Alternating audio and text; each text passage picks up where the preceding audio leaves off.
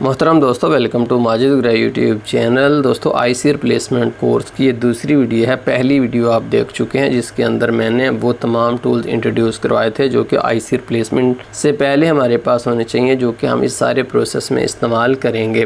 तो दोस्तों, जैसा कि अगर आप देखें तो ये मेरे पास एक कीपैड मोबाइल फ़ोन है। इसका ये एक आईसी है, स्पेक्ट्रम का आईसी है। ये एसओसी है, आप इसको चिपसेट कह लें, एसओसी कह लें। एसओसी का मतलब होता है system on a chip. System on a chip का मतलब ये है कि दोस्तों सीपीयू भी इसके अंदर ही है, मेमोरी भी इसके अंदर ही है, रैम भी इसके अंदर ही है, ग्राफिक्स भी इसके अंदर ही है, ब्लूटूथ भी इसके अंदर ही है, MP3 प्लेयर यानी कि इसका साउंड कार्ड भी इसके अंदर ही, सब कुछ इस एक चिप के अंदर ही होता है। तो इसलिए इसको कहा जाता है एसओसी यानी कि सिस्टम ऑन अ चिप।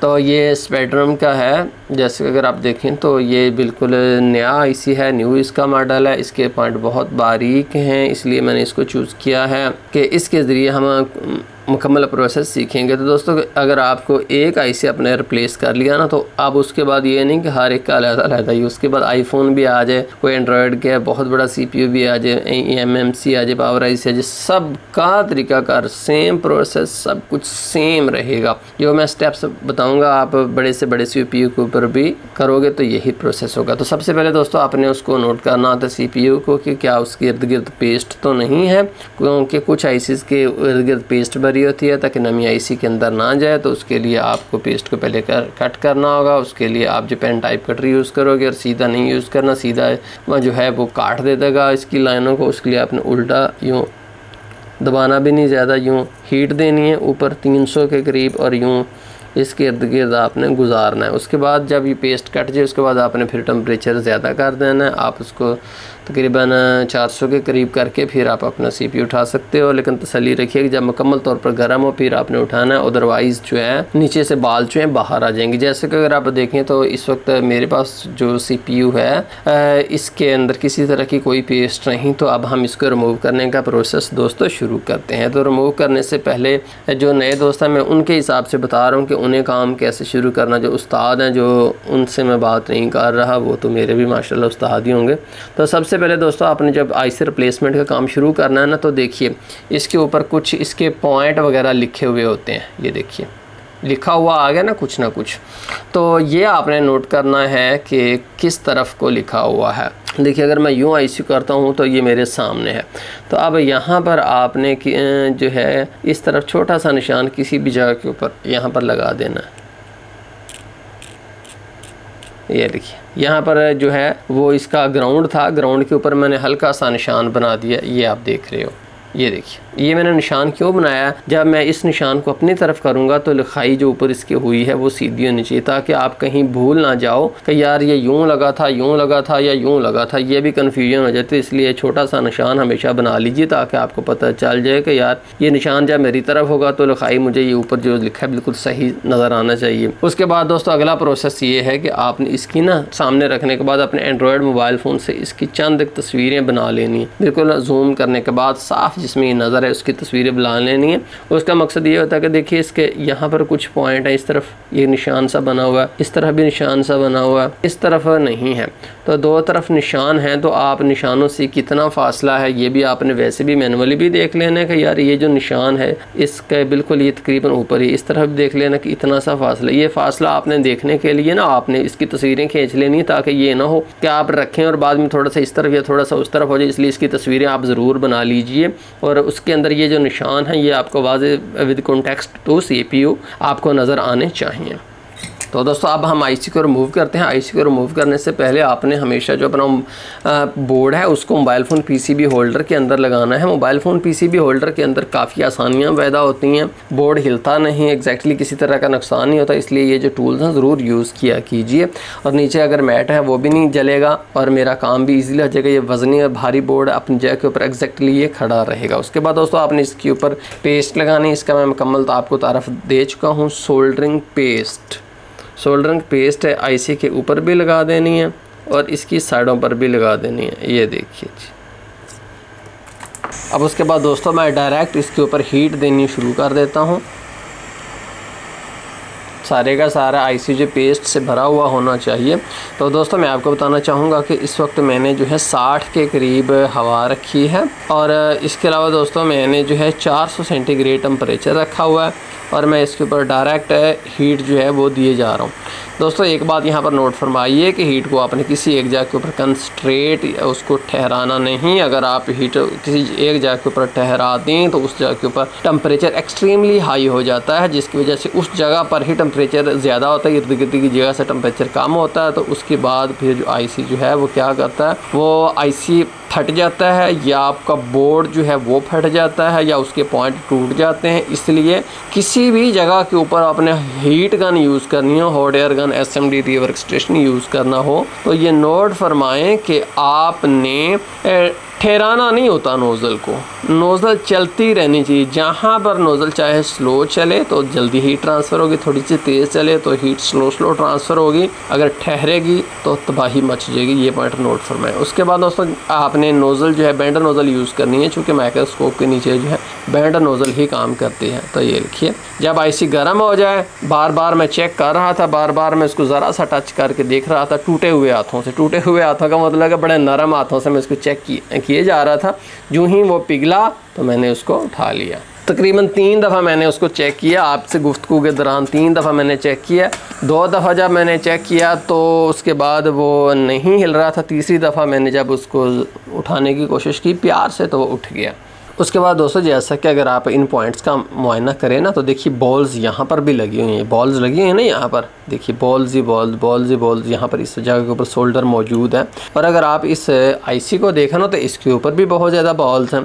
अब दोस्तों उसके बाद काम ये है कि हमने इन पॉइंट्स को बिल्कुल साफ़ शफाफ 100% निकालना है। मतलब ये कि सारे का सारा सोल्डर यहाँ से उठाना है, क्योंकि कोई सोल्डर बड़ा बाल, कोई छोटा बाल, कोई किस तरह से यहाँ पर कभी भी सक्सेसफुली नया काम नहीं हो सकता। हमने यहाँ से ये सारा सोल्डर उठाकर इसको ऐसे करना है कि जैसे हमारी तली है, बिल्कुल साफ सुथरा हमवार मैदान। जब आप इसके ऊपर उंगली अपनी रखें यूँ फेरें तो आपको कुछ भी महसूस ही ना हो, ये ना आपको महसूस है कहाँ पर बाल है और कहाँ पर दूसरा पीसीबी है सरफेस पर, ये महसूस ही नहीं होना चाहिए। तो इसके लिए यहाँ से भी हमने जो है सब कुछ उठाना है। तो दोस्तों ये जो सोल्डर है यहाँ पर बड़ी एहतियात की ज़रूरत होती है, क्योंकि अगर कोई भी किसी भी पॉइंट के ऊपर ज़ोर ज़बरदस्ती हो जाए ना तो क्या होता है, उससे ये बॉल्स निकल जाते हैं। तो हमेशा आपने जो है ये ज़हन में रखिए, आपको इस बात का डर लगा रहना चाहिए कि यार कहीं मैं कोई बाल ना निकाल दूं, क्योंकि अगर आपने लापरवाही बरती, आपने कहा कि कुछ नहीं होता, तो उसके बाद आप ज़ोर थोड़ा सा लगा दिया तो बाल टूट जाएगा। अगर आपके दिल में डर बना रहेगा थोड़ा सा तो मतलब आप एहतियात करेंगे। तो ये जो है सब कुछ निकालने के लिए हमने दोस्तों डीसोल्डरिंग वायर यूज़ करनी है, जैसा कि ये मैंने पहली वीडियो के अंदर आपको इंट्रोड्यूस करवाई थी। इसमें से आपने ना 1 इंच का पीस ले लेना। उसके बाद दोस्तों आपने जो है इसको ट्वीज़र से पकड़ लेना है और आपने यहाँ पर पॉइंट्स के ऊपर रख देना है। यहाँ से हम साफ़ करने लगे, ये लीजिए जी मैं सामने आपके रख देता हूँ। उसके बाद दोस्तों हमने जो है अपना सोल्डरिंग आयरन लेना है। हमने यहाँ पर टेम्परेचर जो है वो रखना है 450 सेंटीग्रेड। 450 सेंटीग्रेड टेम्परेचर रखने के बाद उसकी बिट आगे से अगर आप देखें तो कितनी नीट एंड क्लीन है। ये देखिए चमकदार बिट है, इस तरह की चमकदार बिट होनी चाहिए। आपने हर दफ़ा इसको, ये जो सफ़ेद पेस्ट है ना, इसके अंदर डालकर आपने को यूज़ करना है। अगर आप बिट को वैसे यूज़ करें ना तो ये काली होती है, जैसे कि अगर आप देखें तो इस तरह की, जैसे यहाँ पर है काली, इस तरह की हुई तो कभी भी काम नहीं करेगी। चमकदार चांदी की तरह चमकती बिट होगी तो ही वो हीट ट्रांसफ़र करेगी, अदरवाइज़ वो हीट ट्रांसफ़र करेगी नहीं और कोई ना कोई बाल निकाल देगी, सारा प्रोसेस हो जाएगा फेल। तो इसलिए ये मैं 100 बातों की एक बात मुख्तसर करता हूँ यार, कि आपकी बिट चांदी की तरह चमकती होगी तो काम होगा, अदरवाइज़ काम नहीं होगा, ये ज़हन में रखिएगा। और टाइप के की बिट में क्यों यूज़ कर रहा हूँ, दूसरी बिट क्यों नहीं मैं यूज़ कर रहा। तो दोस्तों ये जो टाइप के की बिट होती है ना, ये हीट जल्दी ट्रांसफ़र करती है और जब आपने यूज़ करना हो ना डीसोल्डरिंग वायर तो उसके ऊपर यही बेस्ट है। जैसे कि अगर आप देखें तो ये कितनी बारीक बिट है, तो ये बारीक सा जो जंपर लगाने के लिए तो बहुत अच्छी है, लेकिन जब सोल्डरिंग विक के ऊपर मैं इस बिट को यूज़ करूँगा ना तो किसी काम की नहीं है, ये बेकार है, ये नुकसान ही करेगी। इवन कि मैं जो इतने साल हो गए वो काम नहीं कर सकता तो नए लोगों से क्या काम होगा। तो इसलिए जो मैं चीज़ें जैसी बताता हूँ ना वैसे ही यूज़ कीजिए प्यारे दोस्तों, फिर कहीं फेलियर का सामना ना ना करना पड़े। तो अब हम अपना काम शुरू करते हैं। तो देखिए कैसे आपने शुरू करना है, अपने हाथ को ईजी रखिए, जिस तरफ आपको आसानी महसूस होती है उस तरफ से आप अपना जो है इसको पीसीबी को रख लिया। अब इस साइड पर रख के ये जो बिट है हमारी टाइप के कि इसको यहाँ पर इसके ऊपर रख दीजिए और यूँ इस तरफ को चलिए। हीट अगर कम ट्रांसफ़र हो रही है तो यूँ उसके ऊपर रख लीजिए। अगर कोई जैसे कि अगर देखें पीछे एक धागा सा फंस गया तो मैं इसको भी छुड़वा लेता हूँ। मतलब कि अगर आप देखें ना ये विक जो है किसी जगह के ऊपर ठंडी हो गई है, इसने किसी बाल को चिमट गई है, तो अब ये नहीं कि उसको खींचना है, पहले उसको गर्म करना है।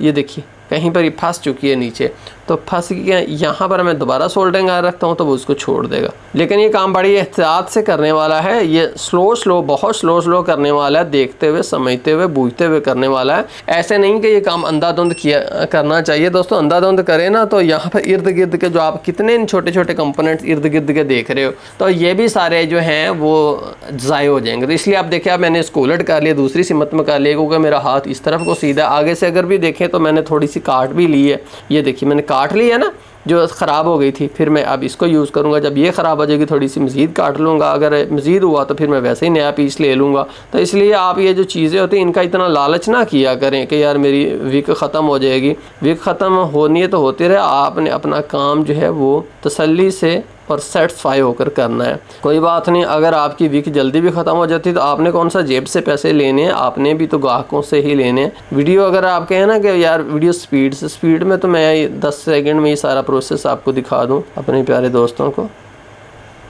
लेकिन फिर वो समझने की उस्तादी शागिर्दी तो ना हुई ना फिर। अब उसके बाद दोस्तों आपने इसके ऊपर ना अपना हाथ यूँ फेर कर महसूस करना है कि कोई पॉइंट उभरा हुआ तो नहीं। अगर कोई पॉइंट आपकी उंगली को महसूस होता है तब आपने वहाँ पर दोबारा विक को फेरेंगे। तो मैंने आपको शुरू में कहा था ना कि एक तस्वीर खींच लेनी, तो उसका एक मकसद ये भी था कि अगर कोई कंपोनेंट इर्द गिर्द से आप उखड़ जाए तब आपको उसका पता हो कि यार यहाँ पर ये कंपोनेंट लगा था, आप उसको जो है वो लगा लें। ये लीजिए, अब कोई पॉइंट मेरी उंगली को महसूस नहीं हो रहा तो ये पॉइंट यहाँ पर क्लियर है। उसके बाद दोस्तों ये हमारा आईसी है, इसको भी हमने साफ़ सुथरा करना है। तो इसको भी आप अपने सामने ही रखिए। ये देखिए मैंने अपने सामने रख लिया। अब उसके बाद हम इसको भी वैसे ही क्लीन करेंगे जैसे कि हमने पहले पीसीबी वाली जगह को किया था। क्या करेंगे कि हम यहाँ से 1 इंच का पीस काटेंगे डिसोल्डरिंग वायर से, इसको ट्वीज़र से पकड़ लेते हैं, इन पॉइंट्स के ऊपर रख देते हैं, अपने सोल्डरिंग आयरन के बिट को 100% साफ़ सुथरी चमकदार निकालते हैं। तो उसके लिए जो सफ़ेद पेस्ट है इसके अंदर आप डालें नहीं। सफ़ेद पेस्ट 15 रुपये की मार्केट से मिलती है पाकिस्तान के अंदर, इंडिया में तो हो सकता है 15 की 2 आ जाएँ। तो बड़ी अच्छी ये पेस्ट है, इससे आप बिट इसके अंदर डालो तो फ़ौरन बिट जो है उसकी चमक आपको ज़ाहिर हो जाती है। देखिए जैसे कि चमक आपको नज़र आ रही है। उसके बाद यहाँ पर विक को रखना है, इसके ऊपर बिट को रखना है और ये देखिए दोनों का एक साथ घूमता जा भाई, घूमता जा भाई, घूमता जा। ये लीजिए जी, इसके ऊपर हम आपने फेर दिया ना, जब ये भी साफ शफाफ निकल आया उसके बाद दोस्तों आपने क्या करना है, इसके ऊपर भी आपने अपनी उंगली फेर कर देखना है कि क्या कोई पॉइंट आपको महसूस तो नहीं हो रहा। अगर महसूस हुआ तो आपने इसको उठा लेना। यहाँ पर मुझे तो कोई पॉइंट भी महसूस नहीं हो रहा, ऐसे है कि जैसे समझ लें कि कुछ यहाँ पर था ही नहीं कभी। उसके बाद दोस्तों अब प्रोसेस आता है क्लीनिंग का, यानी कि सफाई का। दोस्तों जैसा कि अगर आप देखें जब मैं ये विक यूज़ करता हूँ ना, इसके अंदर ब्रोज़ा होता है, तो ब्रोज़ा जब इसको हीट मिलती है उसके बाद वो पिघल जाता है। उससे ये सोल्डर तो बड़ा अच्छा उठा लेता है, लेकिन इट सेल्फ जो ब्रोज़ा है वो इन पॉइंट के साथ चिमट जाता है। जब ब्रोज़ा इन पॉइंट के साथ चिमट जाता है तब जब हम इसके ऊपर अगला पॉइंट इस जो जगह के ऊपर एग्जैक्टली फ़र्ज़ कर ली यहाँ पर ही आता है, ये यहाँ पर आता है, तो वो आपस को जब हीट मिलेगी तो वो दोनों आपस में फ्यूज़ नहीं होंगे। आपस में फ्यूज़ उनका होना ज़रूरी है। तब उसके लिए ये जगह और आईसी दोनों बिल्कुल 100% नीट क्लीन होंगे, तब ही वो पॉइंट दोनों आपस में ऑटो वेल्ड हो पाएंगे। क्योंकि हमारे पास कोई ऐसी आँख या हमारे पास सोल्डरिंग आयरन टच तो हम नहीं कर सकते, हम सिर्फ भरोसा कर सकते हैं। अल्लाह का आसरा होता है कि यार जब इसके ऊपर हम आईसी रख के हीट देंगे तो सारे के सारे पॉइंट 100 हैं, 200 हैं, 300 हैं, वो अल्लाह के आसरे के ऊपर सारे के सारे आपस में वेल्ड हो जाएंगे। तो उसके लिए जो पहले चीज़ें हैं वो नेचर अपना काम करती है, वो तो हमें सीखना पड़ेगा ना। जब किसी भी 2 पॉइंट्स के ऊपर डर्ट होगा तो वो पॉइंट ऑटो आपस में वेल्ड हो ही नहीं पाते। तो उसके लिए हमें इन पॉइंट को अच्छे तरीके से साफ़ करना होगा। तो दोस्तों सफाई का प्रोसेस थोड़ा सा लंबा और कम्प्लेक्स और डिस्टर्बिंग है, लेकिन मुझे उम्मीद है कि मेरे दोस्त जो हैं अपसेट नहीं होंगे। जैसा कि मैंने आपको बताया था कि ये मैकेनिक का 530 केमिकल है, डिटेल से मैं पहले बात कर चुका हूँ। अब मैं दोस्तों का टाइम नहीं जाएगा तो इसके ऊपर आप डालिए और यहाँ पर आप दांतों वाले ब्रश से इसके ऊपर फेरते जाइए। फिर थोड़ा सा केमिकल डाल दिए, फिर 15 सेकंड लगे रहिए।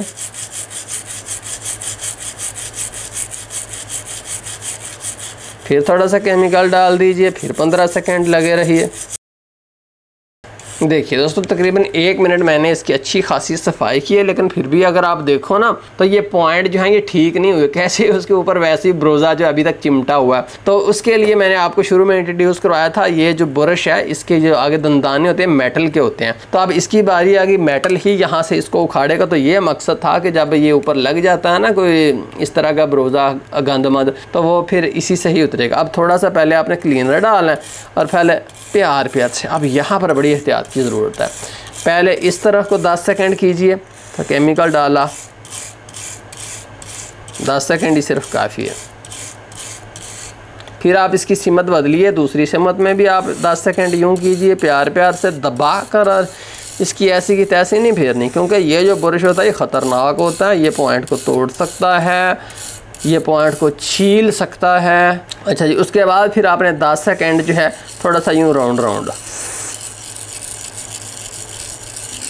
मैं दबा नहीं रहा, मैं बड़ा सेंसिटिव हूँ इस मामले में कि कहीं मेरा मुझसे नुकसान ना हो जाए। ये लीजिए, हमने सफाई कर ली। उसके बाद दोस्तों आपने नेक्स्ट क्या करना है, आपने लेना है एक साफ़ कपड़े का पीस।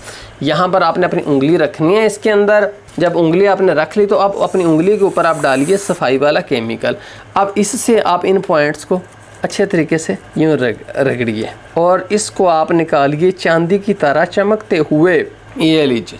अब दोस्तों हमने अपनी सफाई कर ली है। अब ये नहीं कि हम सिर्फ इसके ऊपर ट्रस्ट करेंगे, हम जी हमने सफाई कर ली है। पहले भी आपने देखा कितना डर्ट था, अब ये डर्ट रिमूव हो चुका है। अब आपने इसके पॉइंट्स के बिल्कुल पास जाना है, इनके पॉइंट्स जाना अपने माइक्रोस्कोप के नीचे और इनका आपने करना है मुशाहदा। और यहाँ से मुआयना शुरू कर दीजिए कि क्या तमाम पॉइंट साफ़ सुथरे हैं, कोई पॉइंट गंद तो नहीं, कोई पॉइंट अपनी जगह से उभरा हुआ तो नहीं। अगर ये चीज़ हमने कहीं भी पाई तो हम इसको मैन्युअली अब यहाँ से रिमूव कर देंगे। जैसे कि अगर आप देखो तो ये देखो, ये पॉइंट थोड़ा सा मुझे अपनी जगह से उभरा हुआ नज़र आ रहा है। तो ये पेन टाइप कटर लिया, ये देखिए पेन टाइप कटर है। इससे आप इस पॉइंट को एहतियात से यहाँ से पेन टाइप कट रखिए और इस पॉइंट यहाँ से इसको, वाओ कट गया ना, बराबर हो गए पॉइंट, दोनों ही कट गए। तो अब जैसा कि अगर आप देखें किसी एक पॉइंट के ऊपर भी गंद नहीं है, अगर कोई गंद किसी पॉइंट के ऊपर हुआ तो उसको हमें फ़ौरन से रिमूव कर दूंगा। ऐसे कैसे रिमूव करूंगा मैं कि यहाँ से उसको यूँ उसकी सफाई कर दूंगा मैं। तमाम पॉइंट्स यहाँ पर साफ़ सुथरे हैं, कोई पॉइंट भी ऊपर कली की भी नहीं उभरी, किसी के ऊपर गंद भी नहीं है। अब उसके बाद दोस्तों बारी आ गई हमारे आईसी की। तो आईसी के ऊपर भी वही प्रोसेस है, सेम टू सेम अप्लाई किया जाएगा जो कि अभी मैंने पहले किया है। इसके ऊपर आईसी में आपको दिखाता हूँ, ये देखिए कितना इसके ऊपर गंदमंद है। ये सारे का सारा रिमूव करना ज़रूरी है, अदरवाइज़ फिर फेलियर के लिए तैयार रहिएगा। और फेलियर का मतलब फिर बड़ा ख़तरनाक होता है, कॉन्फिडेंस लूज़ होता है। अब वही ब्रश है और केमिकल है, इसके ऊपर डालिए और टाइम दीजिए इसको मैं कितना टाइम दूंगा, 1 मिनट। हाँ जी 1 मिनट बिल्कुल दूंगा। कीजिए मुआयना, है ना अभी वैसे का वैसे गंद इसके ऊपर। 1 मिनट लगाने के बाद भी नहीं ना हुआ। अब यहाँ पर ये जो तारों वाला ब्रश है ये काम करेगा। थोड़ा सा केमिकल डालिए एक तरफ को, पहले ऐसी की सिमत बदलिए, दूसरी सिमत कीजिए। अब यहाँ पर भी केमिकल डालकर 10 सेकंड। अच्छा जी ठीक है जी, वही प्रोसेस। अब उसके बाद क्या होगा, कपड़ा आएगा, इसके ऊपर केमिकल डालेगा और 30 सेकंड। ये ली 30 सेकंड हमने इसको साफ़ कर लिया। अब बाल्स के पास जाकर देखिए कि क्या किसी पॉइंट के ऊपर गंदमंद तो नहीं है। अगर हो तो उसके बाद दोस्तों फिर यही प्रोसेस जो है रिपीटेड होगा। कहाँ से शुरू होगा, दांतों वाले ब्रश से ये प्रोसेस शुरू होगा और फिर दांतों वाले ब्रश से और फिर कपड़े की तरफ ये जाएगा। तो जैसा कि अगर आप देखें तो चंद एक पॉइंट्स के ऊपर अभी भी आपको कुछ नज़र आ रहा है ना, उसको साफ़ कर लिया। मोस्टली साफ़ हो चुके हैं लेकिन चंद एक हैं, सिर्फ चंद एक पॉइंट है। इनको मैं मैनुअली साफ़ कर लेता हूँ। तो दोस्तों मैं आपको बताना चाहूँगा कि आपको कैसे पता चलेगा कि सफाई हो गई है या अभी सफाई हमारी यार कंप्लीट नहीं है। तो उसकी निशानी ये है कि चमक, जब आईसी के ये जो पॉइंट हैं ये सारे के सारे चमक रहे हों, रोशनी को मुनक़्क़िस कर रहे हों, आप इसको रोशनी की तरफ करो तो आपको ऐसे इसका चमक आए, ये चांदी का इनका कलर हो, तो अब इसका मतलब ये है कि ये पॉइंट ठीक है। अगर इनके अंदर चमक नहीं है, वो चाप के ऊपर पीला या काला कुछ नज़र आ रहा है, तो इसका मतलब है कि अब काम इससे आगे नहीं चलेगा।